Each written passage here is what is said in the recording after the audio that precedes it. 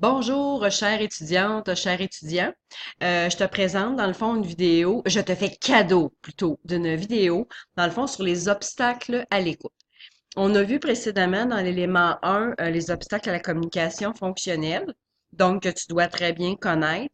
Et j'ajoute à ça les obstacles à l'écoute. Donc, il y en a 6. Les obstacles à l'écoute se présentent quand quelqu'un, dans le fond, te livre une tranche de vie, te parle d'un vécu, d'une situation difficile, et plutôt que de démontrer une bonne écoute par les habiletés de réceptivité, de partage, de reformuler les propos, on va plutôt utiliser, c'est ça, on va faire des obstacles à l'écoute qui vont contrecarrer là, une bonne écoute que tu pourrais avoir. Alors, il y en a 6. Tu dois également très bien les connaître. Elles sont matière au test 1 et tu dois très bien être capable de les distinguer des obstacles à la communication fonctionnelle. Le premier obstacle à l'écoute, c'est le jugement ou l'évaluation. Dans le fond, c'est vraiment porter un jugement, apposer une étiquette, dans le fond, à propos du patient. Genre, ce qu'on entend des fois, est capricieuse, elle sonne souvent. À partir du moment où tu étiquettes, à partir du moment où tu portes un jugement, ben, bien évidemment, t'es pas à l'écoute, dans le fond, de ce que l'autre a à dire et t'es moins ouvert, t'es moins réceptif vu qu'en partant, tu penses que cette personne-là, elle est comme ça. Prendre note qu'on avait vu l'influence des perceptions et des valeurs au niveau des obstacles à la communication fonctionnelle. C'est souvent l'influence des perceptions et des valeurs qui va m'amener à porter un jugement. Donc, un précède l'autre, mais ce n'est pas la même chose. Selon la perception de la situation, je perçois telle affaire, je porte tel jugement. C'est l'influence des perceptions et des valeurs qui amène à porter un jugement. Le deuxième obstacle, très, très, très courant, qui est vraiment pas aidant, on l'appelle la solution immédiate. Dire à l'autre quoi faire. Moi, à votre place, je ferais ci. À votre place, je ferais pas ça. Euh, c'est vraiment contrairement, dans le fond, à la philosophie des soins infirmiers où on va voir en relation d'aide qu'on va amener la personne à mobiliser ses ressources. Donc, quand je dis à l'autre quoi faire, c'est comme de lui démontrer qu'il n'y a pas le potentiel nécessaire, dans le fond, pour trouver une solution. Donc, c'est vraiment, ça va vraiment à l'encontre de ce qu'on veut. Donc, nous, on veut responsabiliser le patient, on est partenaire dans la relation. Donc, on évite de lui dire quoi faire. Un des penchants de la solution immédiate, on l'appelle la question-solution. Ça consiste à donner la réponse au patient, mais à travers une question. Tu sais, la madame qui va te dire Mon fils, il vient jamais me voir, je me sens tout seul. Avez-vous pensé à en parler avec votre fils? C'est une question-solution. Tu es en train de lui dire Appelle ton fils, mais à travers une question. Donc, ce qui serait plus gagnant, c'est vous vous sentez seul. Qu'est-ce que vous pensez que vous pourriez faire pour vous sentir moins seul? Qu'est-ce que vous pensez que vous pourriez faire là, par rapport à ça? Donc, ça consiste à remettre la responsabilité à l'autre, mais bien évidemment en offrant du support. Quelqu'un qui va te dire qu'est-ce que tu ferais à ma place, par exemple. Ben, je suis désolée, je suis pas à votre place, c'est pas moi qui vis cette situation-là. Par contre, moi, je peux regarder avec vous qu'est-ce que vous pensez qui serait mieux pour vous. Donc, on évite les solutions. Des fois, une personne, elle se confie à nous, elle veut juste être écoutée. Elle n'a pas forcément besoin des conseils. Hein? Si on veut avoir des conseils, là, on va lire le courrier du cœur du Journal de Montréal. C'est pas toujours ça. La personne demande des fois juste à être écoutée. Donc, attention, ce qui est bon pour toi est pas forcément bon pour l'autre. Donc, tu n'as pas la même personnalité, tu n'as pas vécu les mêmes affaires. Ce qui fait que ce qui serait bon pour toi n'est pas forcément bon pour l'autre. Alors, c'est vraiment de remettre, toi, qu'est-ce que tu penses qui est le mieux pour toi? Vous, qu'est-ce que vous pensez là, dans la situation actuelle qui serait le mieux pour vous? Remettre la responsabilité.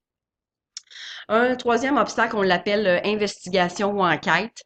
C'est comme une série de questions fermées ou des questions qui sont comme inutiles. C'est pour ça que je te disais, on pose davantage de questions ouvertes parce que en une question ouverte, tu vas avoir plus d'informations, alors que si tu poses que des questions fermées, tu vas être obligé d'en poser 4, 5 avant d'avoir une réponse qui a du bon sens. Fait qu'une enquête, ça pourrait être dans le genre, la madame te parle de son fils comme tantôt. Il a quel âge votre fils? Qu'est-ce qu'il fait dans la vie? Comment il s'appelle? Il reste où? Ça pourrait ressembler à une enquête. Donc, c'est une série de questions, une à la suite de l'autre, ou des questions qui sont comme inappropriées.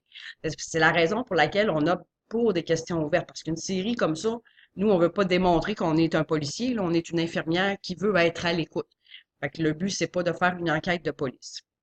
On avait, je pense, parlé du pourquoi. Le pourquoi est un des pièges là, au niveau de l'enquête.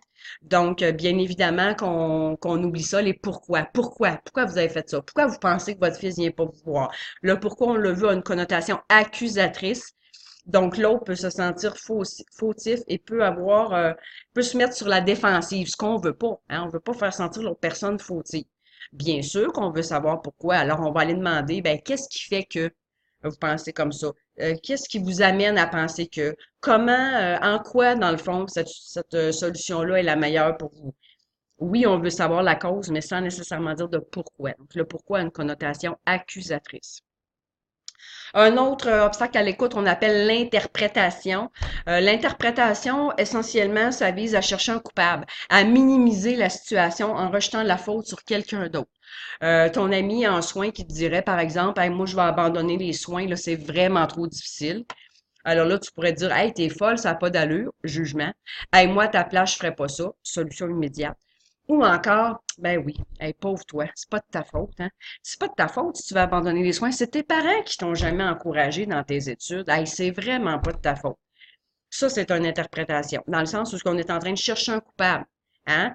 C'est la faute de ses parents si elle veut lâcher les soins. Pendant que tu es en train de rejeter la faute sur quelqu'un d'autre, est-ce que tu es à l'écoute de ce qu'elle te dit? Pas du tout. Donc, tu es en train aussi de minimiser sa situation parce que tu es en train de la positionner en position de, c'est très chic, tu es en train de la mettre en position de victime. Or, tu sais, quand on est victime, on n'a pas le choix. On est condamné. Donc, nous, ce qu'on veut, c'est responsabiliser l'autre. Mais quand tu la places en position de victime, elle peut plus rien faire.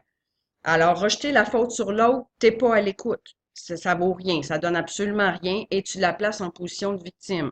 Donc, qu'est-ce que tu as à faire pour démontrer une bonne écoute? Ben, des attitudes de réceptivité, reformuler, poser des questions ouvertes, vérifier tes perceptions, mais tout le contraire de chercher un coupable. Qu'est-ce qui fait que tu vas abandonner les soins? Qu'est-ce que tu trouves difficile là-dedans? Je vois que tu es vraiment ambivalente, là, puis tu sais pas où tu t'en vas. Démontrer une bonne écoute. Chercher un coupable, ça donne rien. Tu n'es pas à l'écoute de son vécu. Un autre grand obstacle, j'ai envie de dire là, que c'est le plus grand des losers de la planète, celui-là, on l'appelle le soutien-consolation. Donc, ce sont des phrases stéréotypées, vides de sens qu'on entend très souvent. Moi, j'appelle ça de la fausse réassurance ou aussi du réconfort hâtif. C'est une phrase que tu vas balancer, que tu as l'impression qu'elle apporte du soutien, mais qui, dans les faits, pas vraiment. C'est plus une phrase gentille pour se donner bonne conscience, pour se débarrasser. Les phrases du genre, faites-vous-en pas, ça va bien aller. Le temps arrange les choses. Il faut penser positif. Un perdu, 10 de retrouver. La mère des hommes est pas morte. Ce sont toutes des phrases stéréotypées, euh, qu'on dit comme ça, à la va-vite. En fait, toi-en pas, ça va bien aller. Bon, si tu veux vraiment démontrer une bonne écoute, moi, j'ai envie de te dire que t'es mieux davantage de t'asseoir avec la personne, de l'écouter, de reformuler les propos, l'accentuation, poser des questions ouvertes. Tu vas vraiment accorder de l'attention. Ce sera plus aidant que fais-toi-en pas, ça va bien aller. Ou un perdu, des retrouvés, tu vas t'en faire un autre, chum. Ou le temps arrange les choses. Les amis, on sait tous que le temps arrange les choses. Est-ce bien nécessaire de dire à l'autre personne, le temps arrange les choses? Eh bien non. Si tu veux te montrer à l'écoute, prends une chaise, assis-toi face à l'autre et prends le temps de l'écouter. Ce sera beaucoup plus constructif que de lui dire, fais-toi-en pas, ça va bien aller. Tu ne sais pas si ça va bien aller. On ne dit pas à quelqu'un que ça va bien aller. On s'assoit avec et on prend le temps de l'écouter. Donc ça, ce sera probablement un grand défi pour toi d'éviter ce genre de phrase-là parce que c'est quelque chose qu'on utilise quand même assez couramment parce qu'on a l'impression que ça va aider l'autre.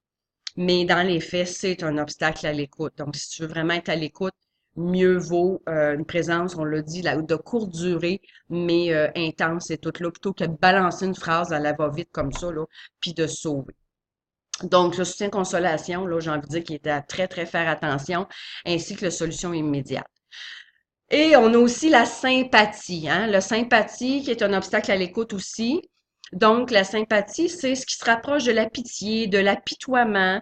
C'est comme si tu prends la situation de l'autre personne et que tu la mets entièrement sur tes épaules. Donc là, il n'y a plus de frontières. Tu confonds ta situation avec celle de l'autre. Donc là, tu n'as plus d'objectivité professionnelle. Donc, si tu pleures avec l'autre, bien évidemment que ben, tu peux pas être aidant, hein, puisque tu confonds ta situation avec celle de l'autre. Fait que nous, on va voir au niveau de l'élément 4 dans la relation d'aide qu'on veut tendre vers l'empathie, c'est-à-dire être capable de se mettre à la place de l'autre, mais en étant conscient, par contre, que c'est l'autre qui vit la situation et non moi. Donc, je suis capable de voir la situation à travers ses yeux, mais je ne prends pas son fardeau entièrement sur mes épaules. Je suis capable de garder une objectivité professionnelle. Donc, c'est ça qui va aider l'autre personne. Pas que je prenne son fardeau, je le mette sur mes épaules puis que je pleure avec. Donc, à ce moment-là, je suis plus fonctionnelle. Donc, je peux pas aider l'autre si je vis la même situation. La sympathie, là, ça serait comme genre, tu te jettes dans le fond du trou, là, puis moi, je me jette aussi dans le trou pour aller t'aider. Là, on est toutes les deux dans le trou. Comment qu'on va sortir de là?